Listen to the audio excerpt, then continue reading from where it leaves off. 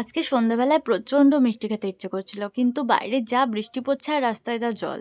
তাই ভাবলাম ঘরে কিছু একটা বানানো যাক। তাই প্রথমে দুধটা নিয়ে জালে বসিয়ে দিয়েছি। আর এদিকে বাটি বসিয়ে তার মধ্যে জল দিয়ে, চিনি দিয়ে, তার একটু সামান্য ফুড কালার দিয়ে আর এলাচ দিয়ে রসটা তৈরি করে নিলাম। এটাকে ঠান্ডা করার জন্য রেখে দিয়ে এবার শুকনো কড়াইতে সুজিটাকে একটু হালকা করে ভেজে নিলাম।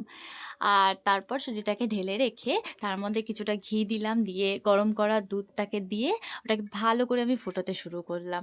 কি বানাচ্ছি নিশ্চয়ই বুঝে গেছো, গোলাপ জামুন। দোকানের মতো হবে না, কিন্তু আপাতত কাজ তো চলবে সেই আর কি। তার জন্য দেখো দুধটা ফুটে আসলো যেই, তার মধ্যে আমি হালকা হালকা করে সুজিগুলো দিলাম। ডোটা ঠিক যখন এরকমভাবে তৈরি হয়ে যাবে এটাকে ঢেলে ঠান্ডা করার জন্য রেখে দিয়েছিলাম।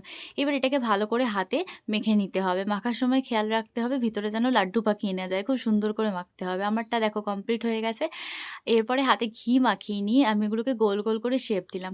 হ্যাঁ, এটা ভালো করে তেল তেল করতে হবে, নাহলে কিন্তু ফেটে যাওয়ার চান্সেস থাকে। এদিকে দেখো আবার লাড্ডুগুলো তৈরি। এদিকে কড়াই বসিয়ে দিয়ে আমি সাদা তেল দিলাম, একটু বেশি করে সাদা তেল দিয়েছি। আর গ্যাসটাকে কিন্তু একদম কম আঁচে রেখেছি, না হলে মিষ্টিগুলো কিন্তু ওপর থেকে একদম রেড হয়ে যাবে আর ভিতরে কিন্তু কাঁচা থাকবে, খেতে একদম ভালো লাগবে না। তো ভাজার সময় অনেক ধৈর্য ধরে ভাজতে হবে। আমি তো দাঁড়িয়ে দাঁড়িয়ে ভাজতে ভাজতে দেখো হালকা হালকা করে ব্রাউন কালার আসছে, দেখতে পাচ্ছ?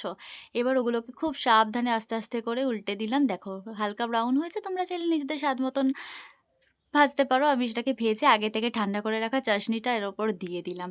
এবার এটাকে কিছুক্ষণের জন্য আমি ঢেকে রেখে দেব।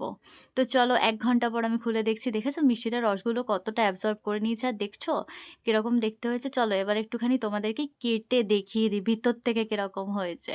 দেখতে পাচ্ছ কতটা স্মুথ, আর দেখেই বুঝতে পারছো কতটা টেস্টি হয়েছে। তো তোমরা